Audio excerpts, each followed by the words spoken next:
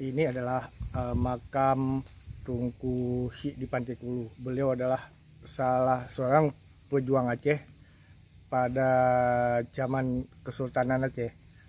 Beliau saat itu dikenal sebagai ulama besar, juga murid Tunku Sy Ditiro. Saat agresi militer Belanda sedang berlangsung, ketika Tunku Sy Ditiro mendapat mandat dari Sultan sebagai pemangku amanah sebagai wali, karena saat itu Sultan masih sangat belia. Nah, beliau sedang menuntut ilmu di Mekah. Beliau menuntut ilmu di Mekah juga berdasarkan rekomendasi dari Tunku Sy Ditiro. Nah, saat Tunku Sy Ditiro mulai memimpin gerilya melawan tentara Belanda, beliau dari Mekah pulang.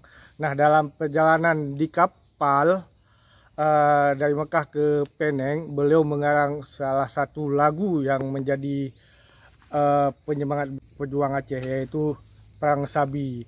Nah, lagu itu sampai sekarang masih sering dinyanyikan, dan sebuah lagu yang membangkitkan emosi dan gairah dalam berjuang.